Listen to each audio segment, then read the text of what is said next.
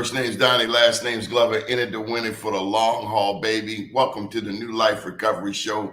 If I think better, I do better. How are you, Dr. DeAndre Poole, Morgan State University's own? I'm doing good. Thank you for having me again. Man, thank you for being here. How's your day going?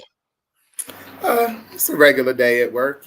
Sometimes it start off slow, sometimes fast, but at the end of the day, it all averages out. Yes, sir. Yes, sir. So I got some questions for you. How are your students doing? Doing fine, I think. It kind of depends on what year they are. Freshmen are doing pretty good. The honeymoon is starting to be over. They just had a good, successful homecoming, but they have their first midterms coming up next week. So they're in that place. And then on the other end of the spectrum, the seniors are a little anxious because they know they're about to get out there in the world. So just depends on where they are in their development. But for the most part, everybody's doing well. I don't know if you noticed, but I finished up my master's in May, and I plan to be walking across that stage. Okay. Nice accomplishment. You excited about that, right? Yeah, long overdue. It's over 20 years in the making, Dr. Poole. Nice. That's good perseverance, sticking to it. Well, I made a promise. At Coppin, I was in this McNair program, and if you're going to accept the scholarship, you promise to get your terminal degree. Mm-hmm. So that comes with the program. Okay, nice. Stuck with it. Good job. What are some of the challenges students face being out of town for the first time?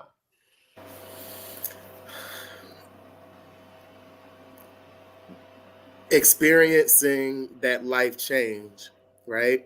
And I paused for a second before I said that because it can be very similar to students who are in town.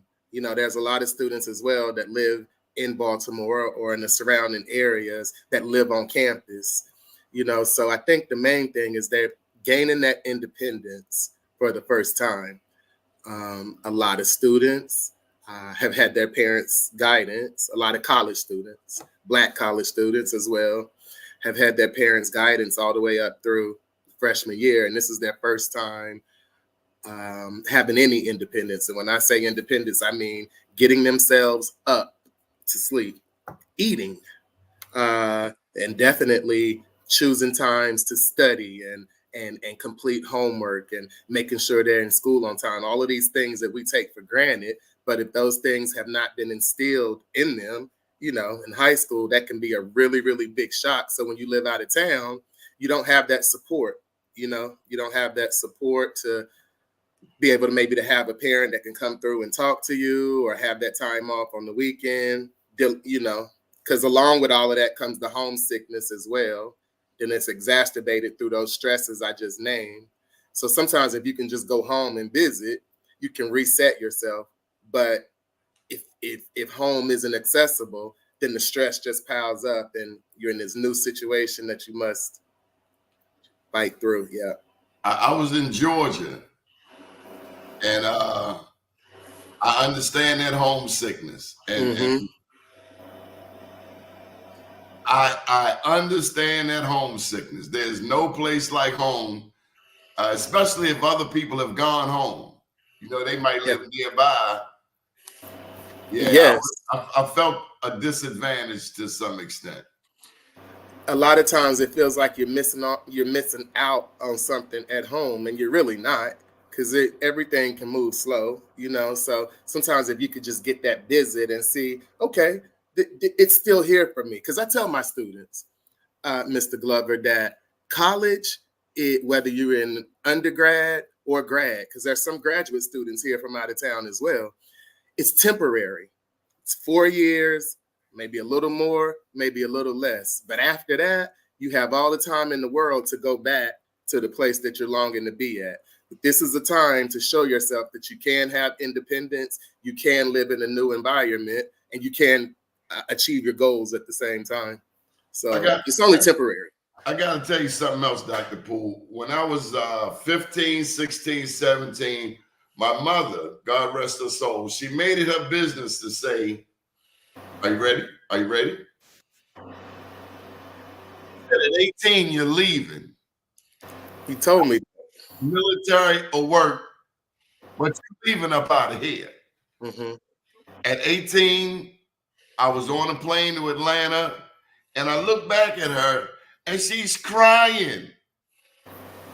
And I'm saying to myself, all this time, Tough Tony that told me to get out. Right. And when I finally go, she over there in tears. I'll never forget that moment at the airport. It's very ideal in some ways. I'm glad you had that experience, that privilege. Yeah. What do parents do as their children are away? You talk about the stress factor. We're talking about the mental, keeping our mental straight. Any advice for parents? Well, what they're dealing with, again, I talk about this a lot because it's part of the Psychology 101 class that I teach, is a life change causes stress.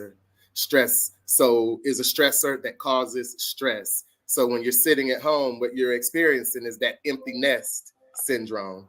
And that it's been a while since that parent would have been able to experience that. So I think number one, that they need to just rely on the fact that they taught their child valuable lessons and instilled values in them that they will be able to use, in this newfound independence. But not to be overbearing, but it is okay for parents to check in, continue to reinstate those values, at a reasonable level. But then also, again, just trusting that they've already set their child up to be successful, and then sitting back and letting the child do the work, the adult child, and then also finding some other things that they like to do, or maybe that they weren't able to do while their adult child was at home, or transgressing into adulthood.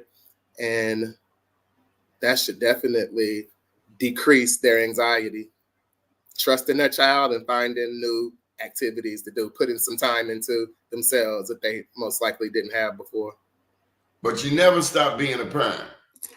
Never. And that child, whether they're 18 or not, never stops being a child. I like to use that term, adult child, a lot. And the dynamics will always continue. I had a friend that had a great grandmother and a great grandmother that was still living, and he was able to see that dynamic, at those large ages was still the same. So there'll always be adult child. As a parent, I am not my son or daughter's friend. I'm your parent. I don't care if you like me. I'm here to show you how to be self-sufficient. My daughter fired back one day, a parent is supposed to be kind and nice. And I said, time out, partner. I'm not your friend. I don't care if you like me. I'm here to show you how to be self-sufficient. And she is today. Do you find, and this is where I want to go today, about the Black family. So 70% of Black families are headed by single mothers.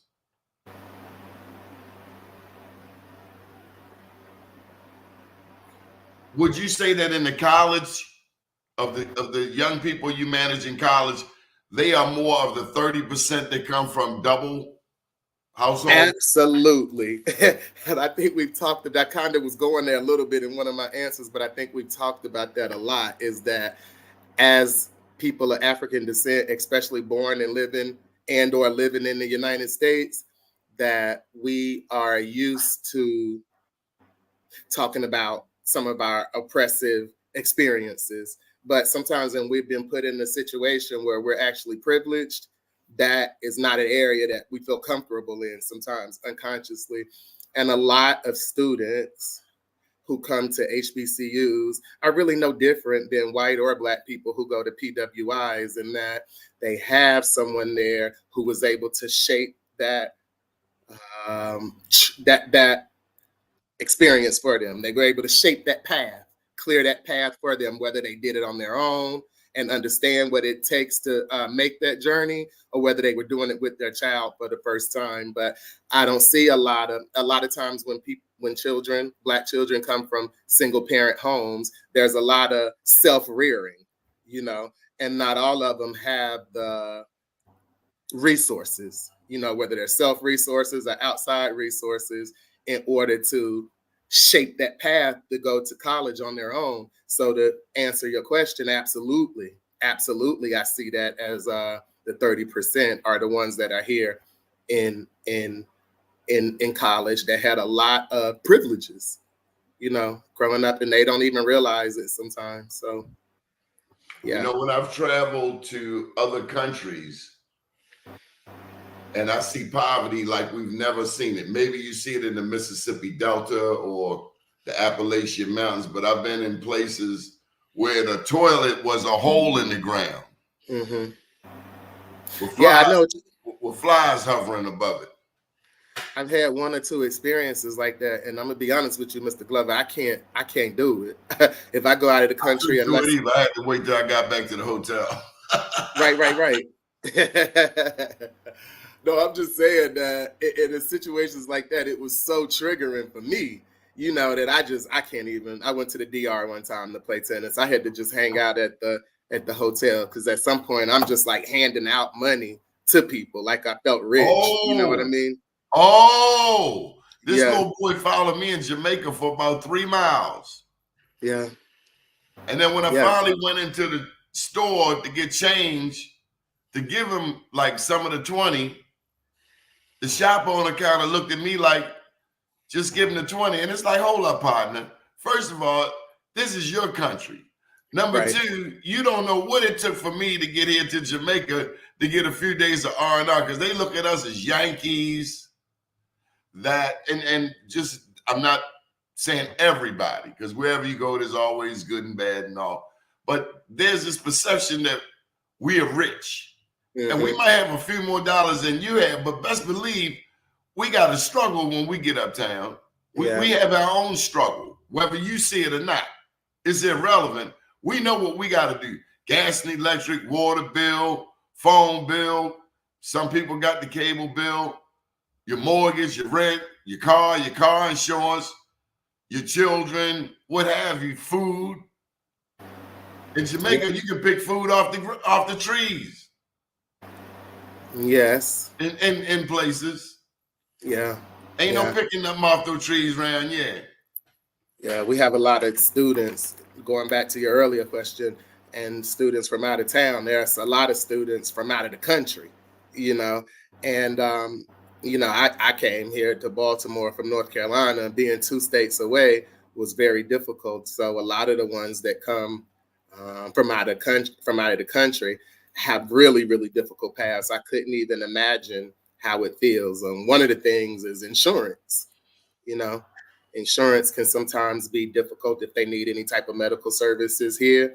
I also know a student from a country that does not allow free travel from one country to another. So therefore, this student has had to be here for 4 years and never been able to go back home, just doesn't have an option, because if the student goes, then they might not be able to come back. So they have to stay until they get their degree and go. Just situations that I couldn't even imagine as a Black American.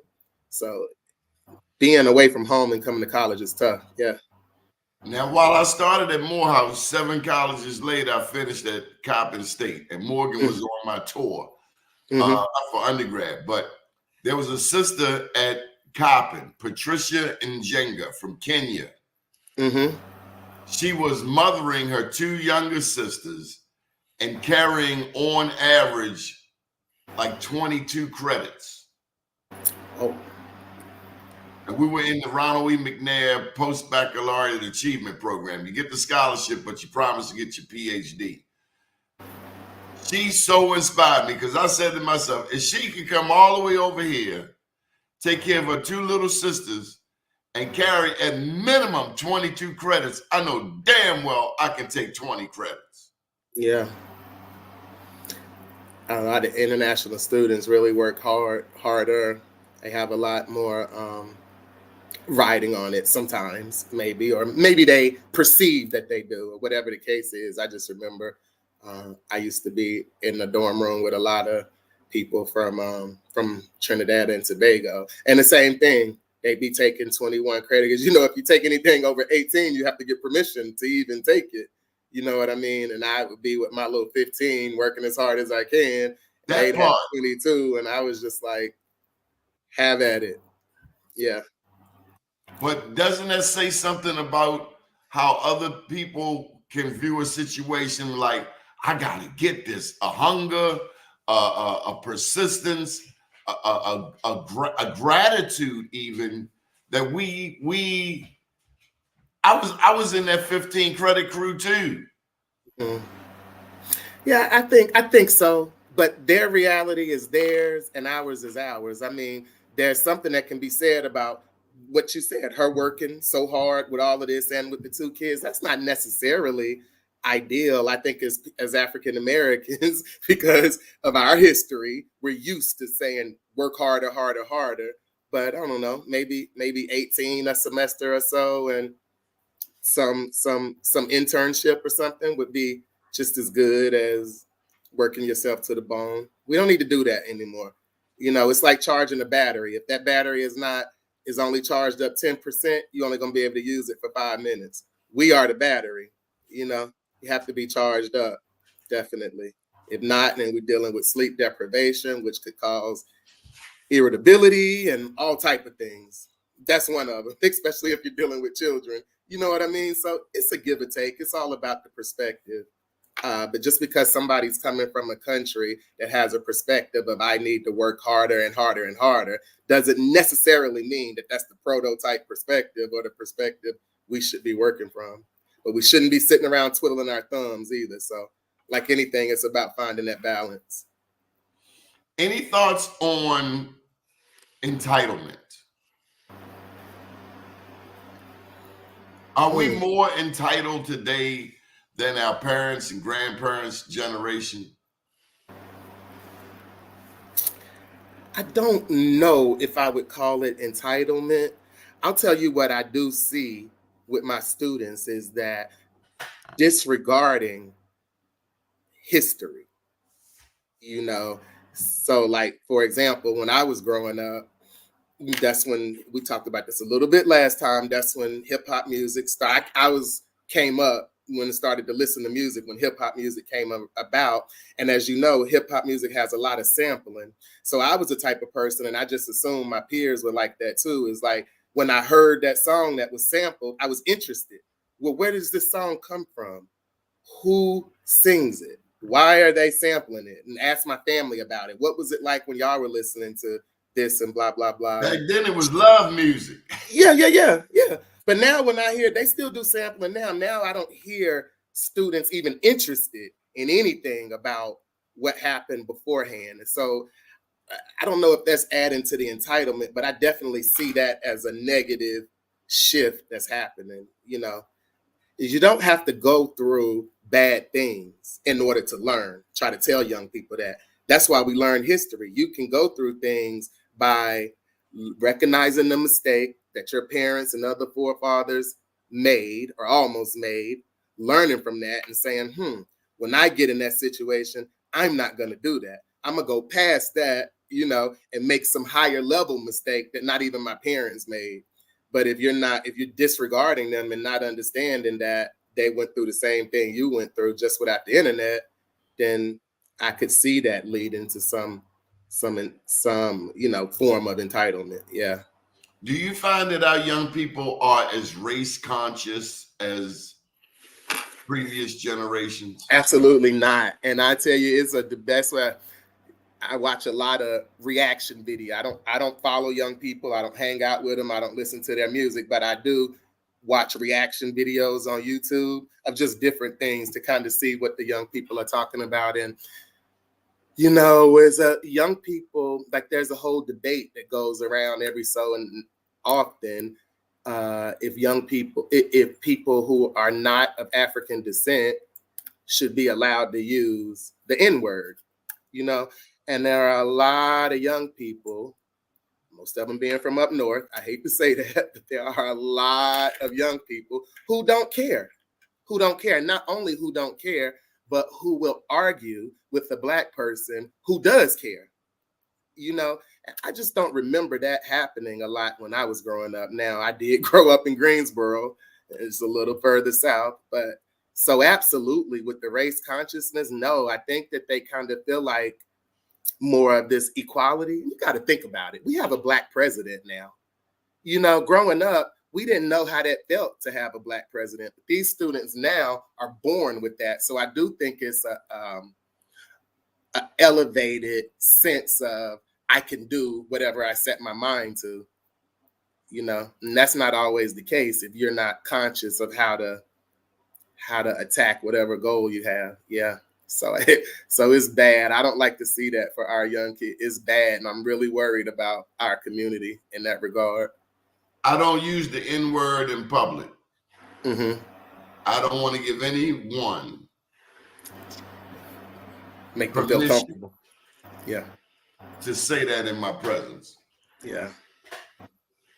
Mm-hmm. I don't either.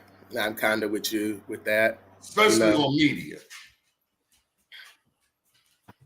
Yeah. And And that may then be why I have shied away from trying stand-up comedy, because the N-word is so widely used. And I just can't give others the permission to use that word in reverse. I can't. each time that point is made, then what I hear, the point that comes after that is that, well, nobody should say it. So then it goes into that whole argument, nobody should say it. And I personally think that each black person has the right, it's up to them. It's their choice whether they want to use it or not use it. But that piece has nothing to do with somebody outside of our race and community using it. Somebody's personal choice that doesn't have anything to do with, you know, somebody who's not black. So it's a so yeah, just that debate with that small word. Think about some of the disconnect on other levels, you know. So I'm really not sure how to offset that. But to answer your original question, no, I do not think that they're as race conscious. If they can't even decide that, yeah. Is that to their detriment? Does it matter? Yeah, I think so. Absolutely.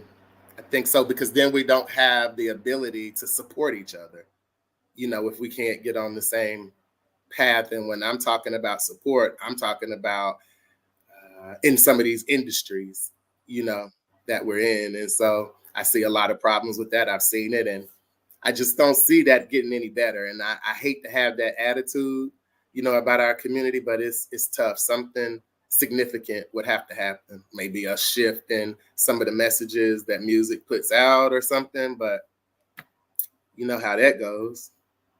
You know, the big companies, which are normally non-black, are gonna support, you know, whatever's selling and whatever's uh, degrading the community. So it's just tough. Yeah. Hopefully Does it some.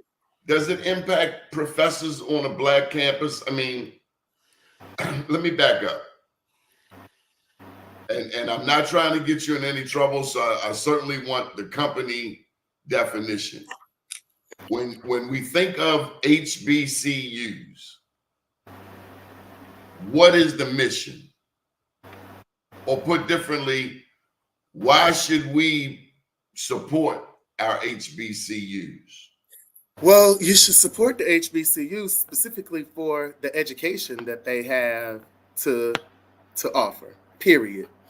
And so that includes finding what school that you want to go to, and a school that aligns with whatever major you want to major in and what field you want to go into. So that's what it should be first and foremost. You know, I hear a lot of people, this is just me, this is not the company definition, but I hear a lot of students, older and younger, who come to HBCUs for the Black experience, and that always kind of gets at me, because nobody goes to a PWI for the white experience. And I never hear anybody say that they came.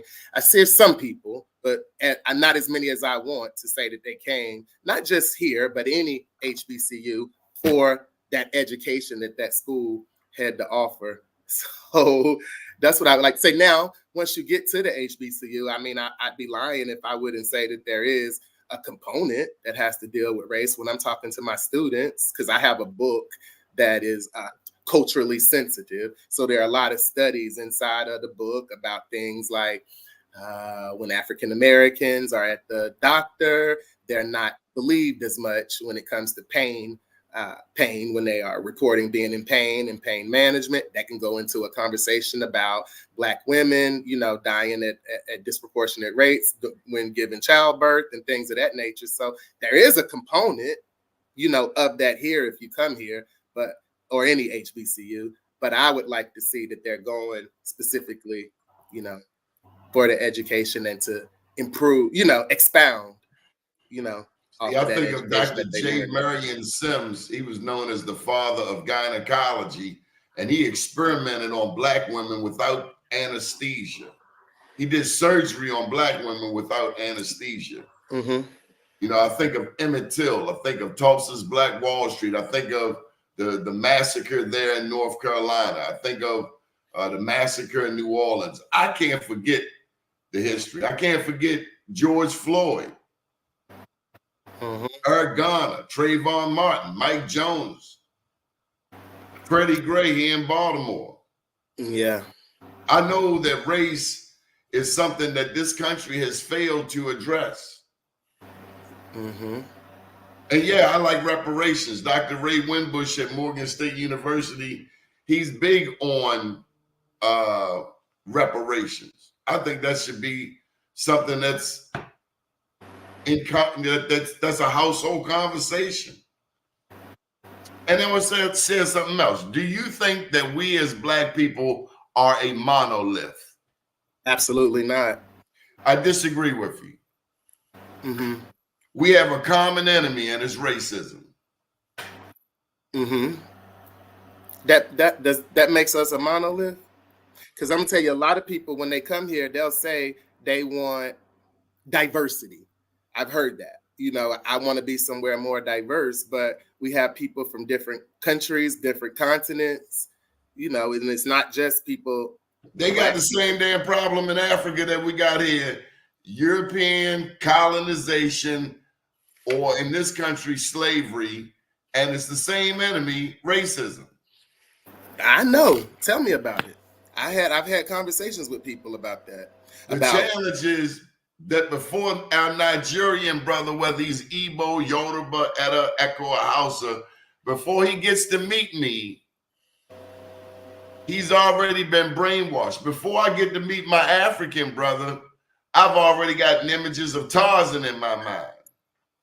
And we all need to pick up some more books as Black people, because if we did that and not just watch TV or I'm glad you reality said that. TV, and we would have a better understanding of who each other are, because there are excellent Nigerian and excellent African American authors who both write in English. I'm glad you said that. 2 books that were everywhere on the campus, and I've been on an undergrad since 83, 85, blah blah blah. Chinua Achebe's Things Fall Apart. Mm-hmm. I know you've seen the book. I've heard of it. And then Malcolm X's autobiography. I was speaking to a class of seniors at a local HBCU, and they had never seen the book.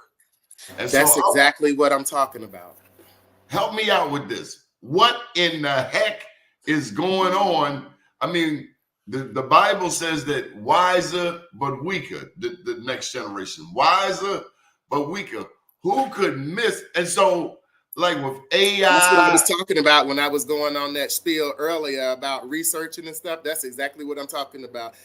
They've never even heard of either. Well, how can they not know that Malcolm X has an autobiography? At least maybe I could see that Things Fall Apart.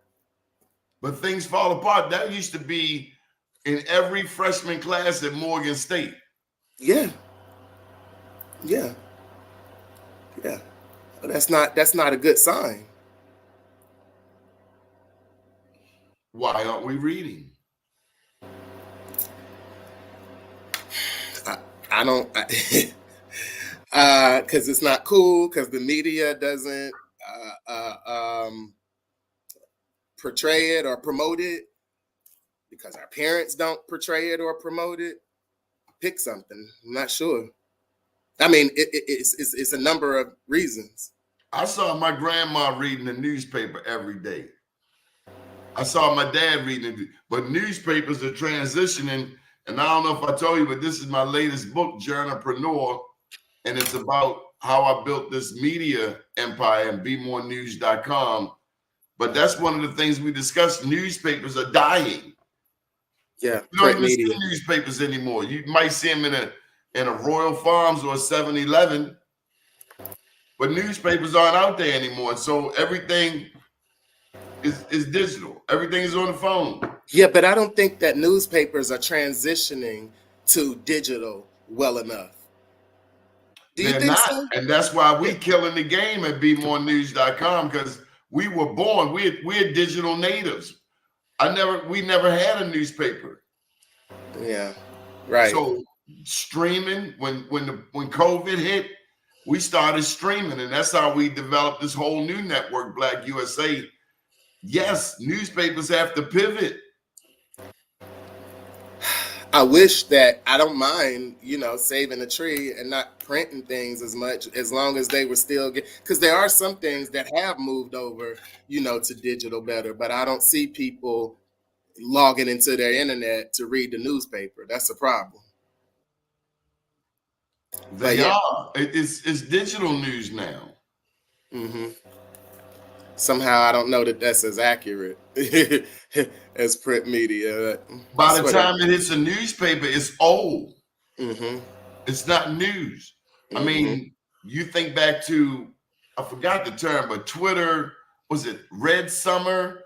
About 7 years ago, they had all of these wars and battles in the Middle East, and Twitter was right at the root of it. Yeah, I remember that. Even with Freddie Gray, social media kind of prompted the unrest. And, social media is instantaneous. Just last night, I was watching Tyrese's, I guess his Instagram page, and he was covering this bridge out in California, and a whole bunch of young people had flooded the bridge or something, and some people didn't like the fact that he had it up there, but it's going to be on social media before it's on the news. Even television has to adapt to social media.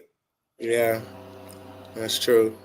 The president of Morgan State University is a huge proponent of social media. You let him put something on LinkedIn, it's all over the world. Same with Coppin's president. So it's a tool that it can be used for good.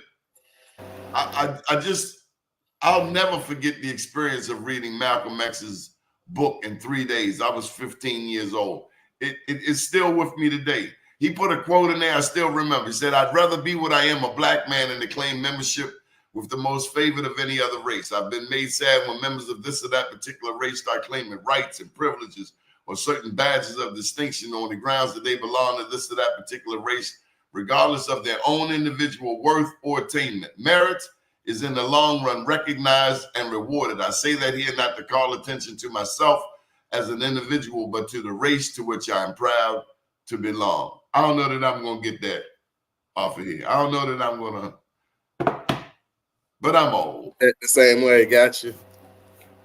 It's that book, it's holding that book in your hand, it's flipping the pages. Same with a newspaper, but things are transitioning, and I'm just wondering, through this transition, what's happening to our values, especially in a day and time when they're banning books, banning Black books.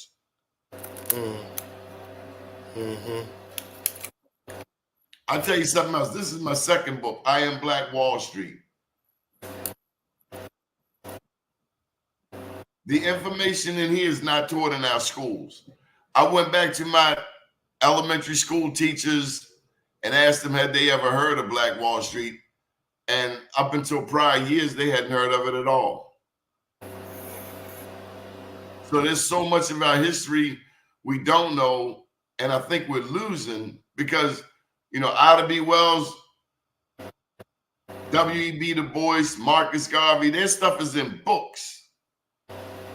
But now it's a big transition to put it on the digital, social media, digital media, graphics. Yeah. We're missing out, I think. Got to figure out a way how to promote those on the digital platforms so that all people can get more excited about it. Yeah. So I let me guess go back. audiobooks are always going to be good. I guess it's better than nothing, but it's still like you was just talking about the modal of inputting information, reading it kinesthetically by touching the pages and keeping up with where you are and things of that nature. Just as a different a pathway to the brain than auditory, input. So I want to shift gears for something that may or may not be your bailiwick. Another 70% out here is recidivism. America has 5% of the world's incarcerated people, but America has 25% of those. America represents 5% of the world population. That's what I mean. mm-hmm. But we also have 25%. 1 in 4 incarcerated persons are in the United States. We incarcerate at a higher rate than China. 38% of those people are black men. Do you have any fears or concerns about the future of the black male on a HBCU campus? Considering that they are the prime target of law enforcement, like it or not. As a matter of fact, in Baltimore, if it's a black person, a black male running down the street with a pocketbook, he's referred to as the number 1 male. Really? And there are those that liken the police force to the slave catchers. Many people will tell you that the police came about as a result of slavery, that their primary job was to enforce laws against black men. I believe that, or some, I believe that could have some truth. Now, what's your question? Do I worry about black men? Are you concerned about your young black men on campus? Yes, not so much on campus, but when they get off, because again, it's that false sense of security and privilege that they experience here on campus, especially at Morgan. Because one thing about us is we're very family oriented, and we really are really good at conveying how much we care about our students, all being led by Dr. Wilson. So that's one thing. But when you get out in the community, I don't know. Well, I know that it's not quite the same way. So that's why when I'm in my classes, like I was telling you about earlier, even though my main focus is providing that education that I would do just like I would if I was a black person that needs to be in that space at a PWI, but also being real with them, which that can be cliche, but giving them some advice about what to do after they leave college or what to do before they leave college. So when they leave, that transition can be smooth. So I worry about them afterwards. And I talk to them a lot about that, about a lot of people like to say a degree is just a piece of paper. And that could be true because it's all about building up your resume as well through it. And what you do with it. Huh? It depends on what you do with it. Yeah, yes, that's true. But you don't want to wait till you walk across the stage to figure out what you want to do with it. You want to, and a lot of students do. You want to set yourself up. And what's really good this day and age is when people have license, a degree and a license on top of that. But either way, all students, all these black males on this campus need to be building up their resumes, building up their experiences, and learning how to network, how to network with others. And that's if they can learn those 2 skills along with obtaining their degree and also knowing some things that could happen to them, while they're out in the real world, then I don't worry about them as much. Dr. Poole, my first newspaper job, I started off volunteering. If you say anything like that to a young person today, I ain't working for free. I'd have got some of the greatest opportunities volunteering. It opened doors, but there's this mindset among young people today, How much you gonna pay me? Pay you. I'm giving you exposure. I'm giving you an opportunity. I'm giving you access.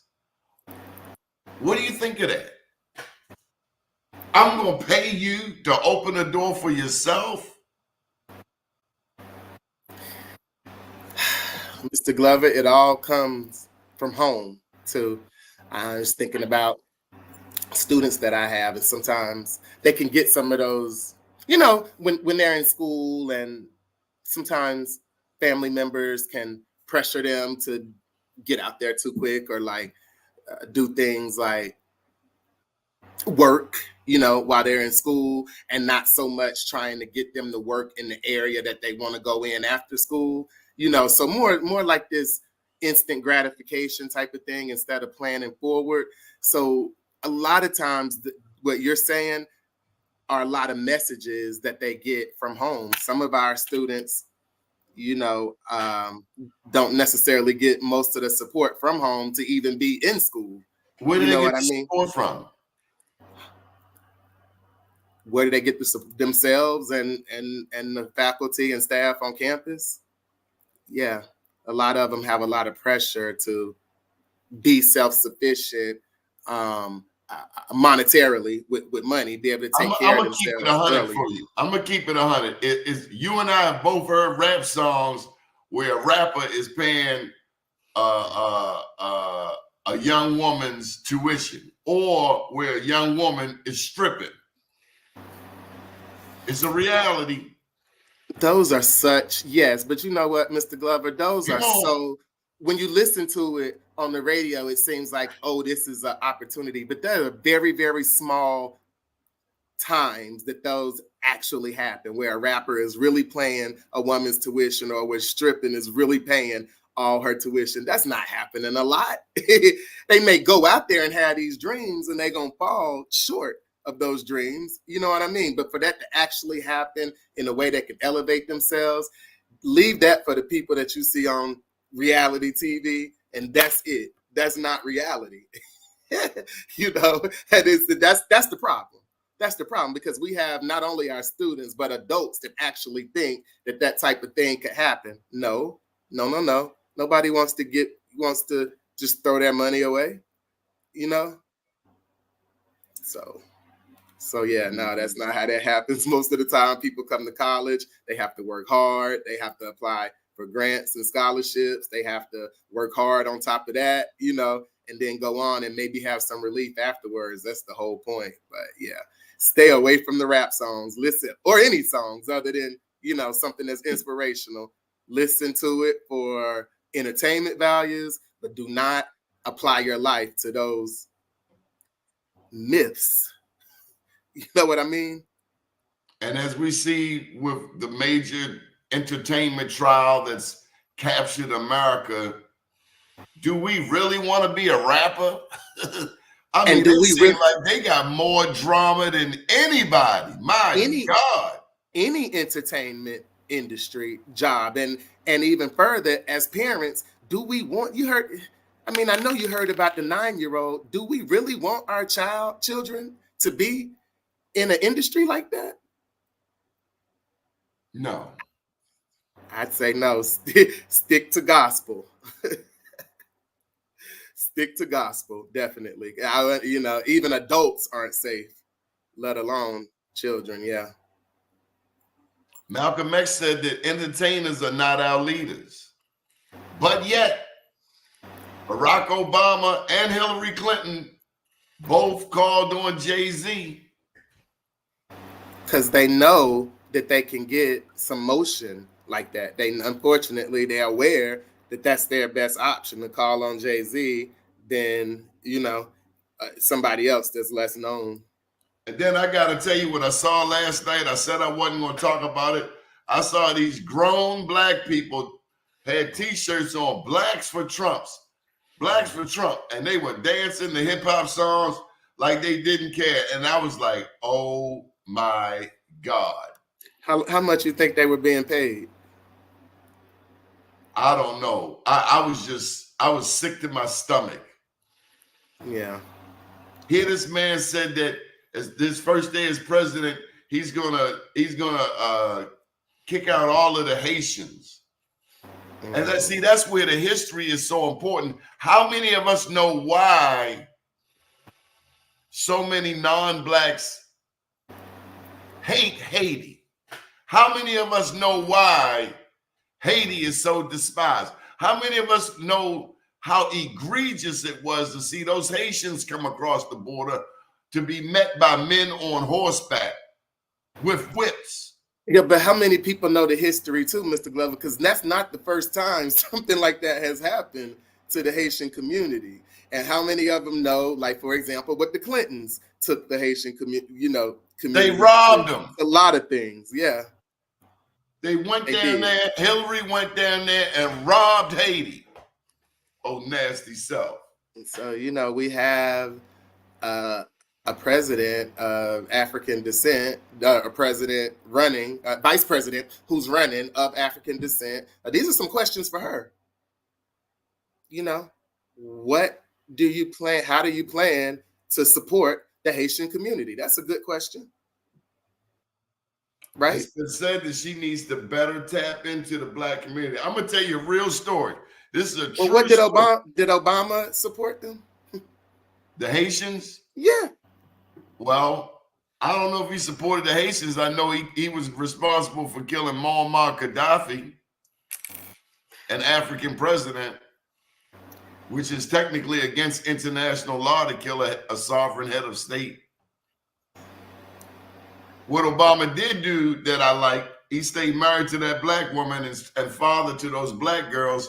And for the first time, we had a national image, a real image, not the Huxtables, of a nuclear Black family. Okay.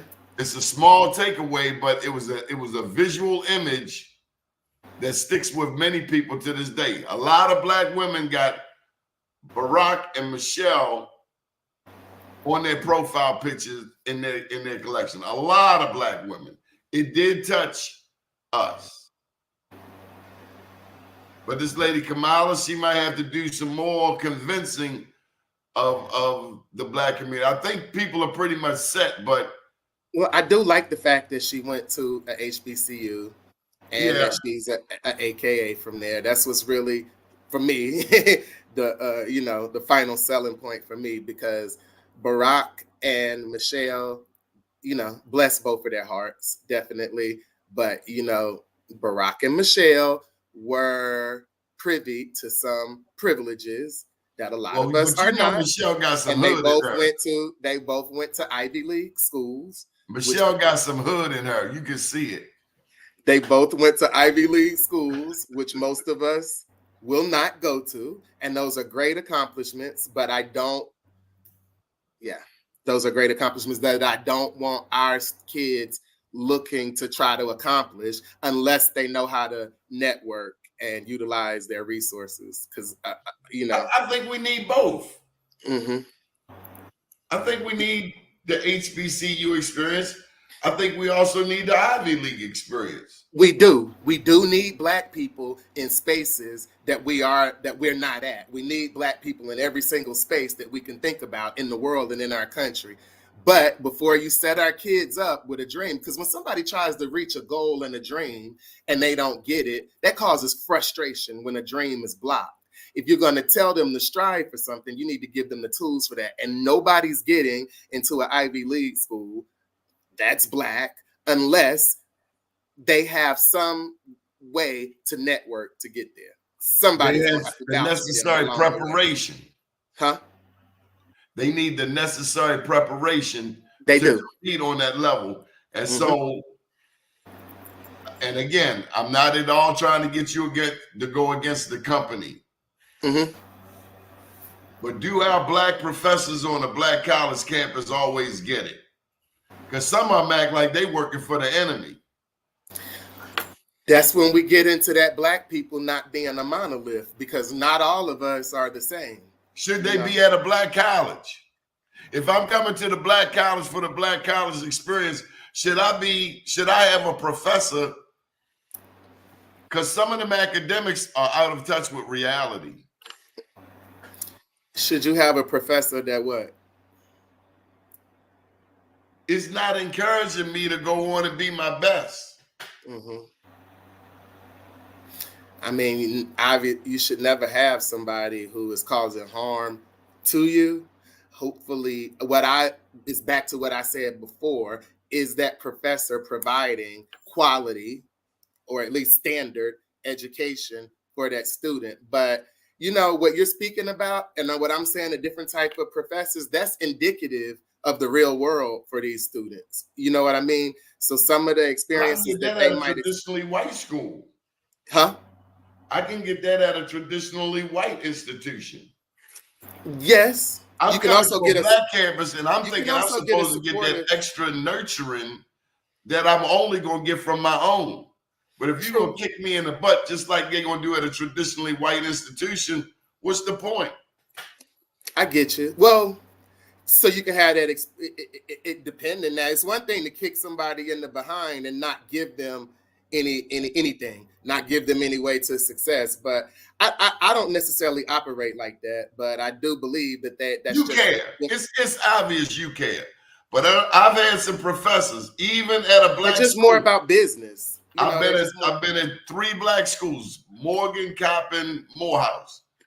And there was some black professors I could have pushed in the Inner Harbor. Seriously, get up out of here, because it's about everything but nurturing the school. At the same time, I've had some brilliant black professors and some brilliant white professors.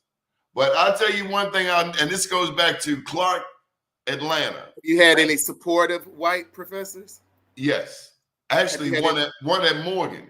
Okay. But let me say this: I remember Or 2 supportive incidents. black professors. That's at a PWI, because they exist too. Yeah, if you say. maybe not as many of them, but they're It's out not there. as many of them. But they're out there.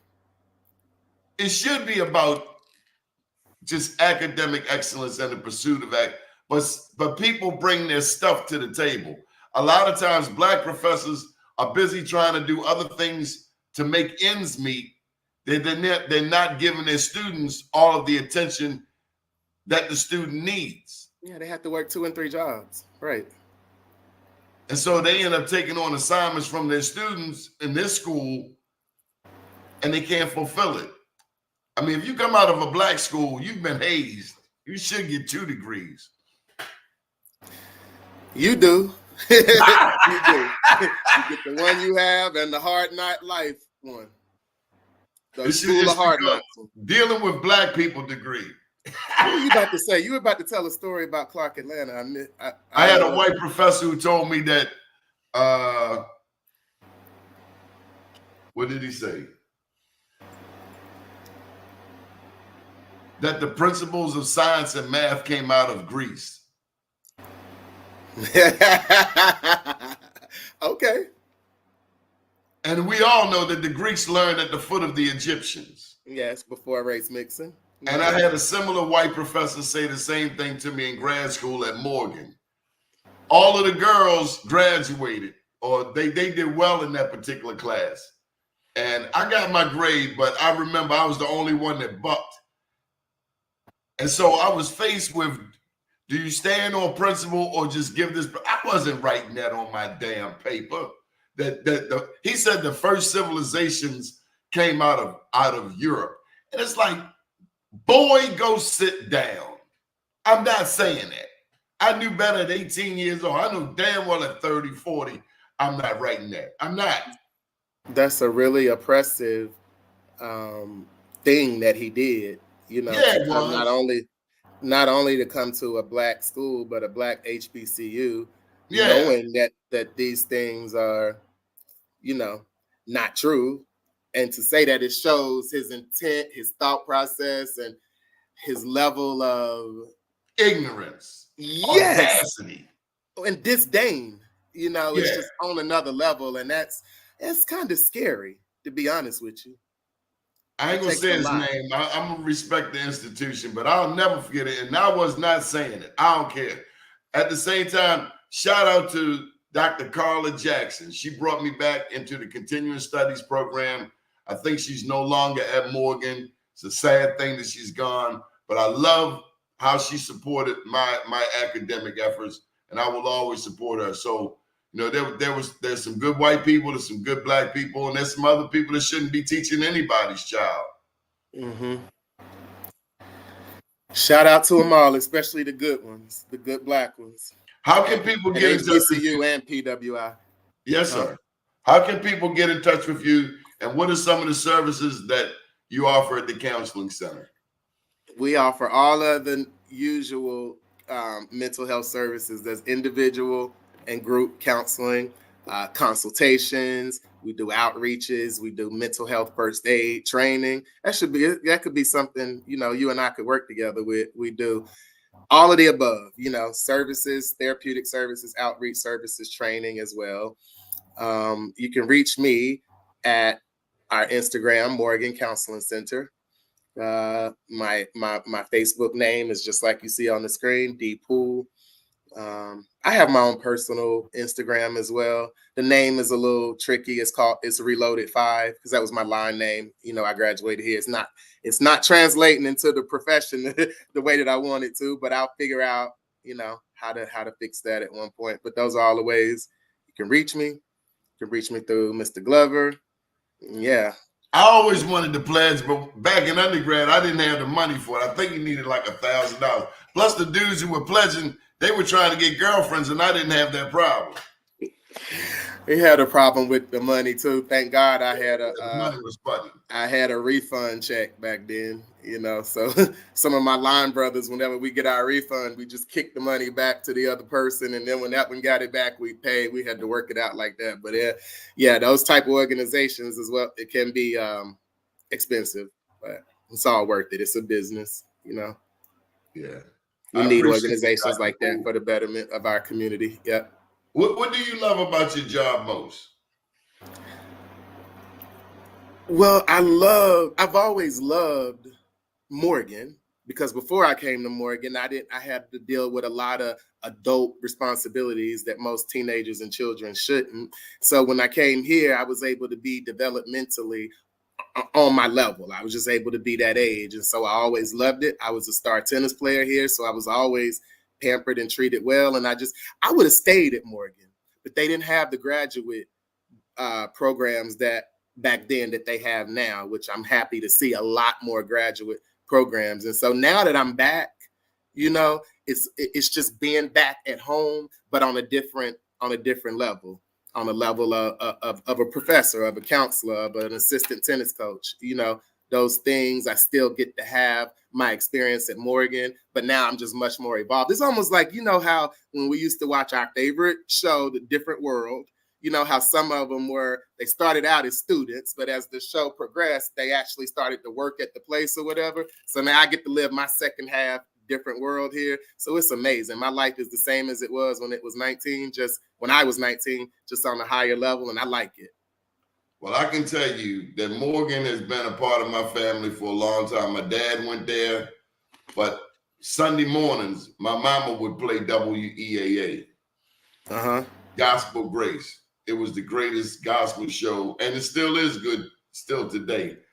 And I went on in 1980, I went on WEAA for the first time. And for the most part, I've been on WEAA ever since. I do a show, it airs tonight at midnight on Hip Hop Chronicles. But I have my own show, One Mic with Donnie Glover, and I've been on a number of other shows. So WEAA for life right here. Okay, nice. I have to check your show out tonight if I'm up. Yes, sir. Dr. Poole, thank you so much again. We appreciate you taking time. I'm sorry we missed yesterday, but I hope we have more than made up for it today, because I like to ask you real questions. And I think back to what I was thinking, if I had a counselor like you, when I first started, because I was all over the place. Then my mom's died, so I had to do a lot of figuring out a lot of things that maybe a kid shouldn't have to figure out. Yes. And I want people to know that therapy, that counseling is good. Get rid of the stigmas. Therapy is a good thing. We all need it. You're an inspiration. I'm glad you got through it, everything, because now you're able to inspire other people. We love the work that you're doing here for Morgan State. I'd love to come back on whenever you want me to. And one more thing, I want to send a shout out to Coppin State University, just because coming here to Baltimore from Greensboro, I was just always knocked off my feet that there are actually two HBCUs in one city. And I think that's taken for granted a lot in Baltimore. Nobody talks about that a lot in Baltimore or outside. And it's unfortunate that we're not able to collab as much as we should, but send a shout out to them too. They do good work and produce great community leaders there as well. I couldn't say it for myself. Have a beautiful day. If I think better, I do better. Good afternoon. Oh, yes, absolutely. Yes, You sir. too. Thank you for having me. See you next time. Thank you, big brother.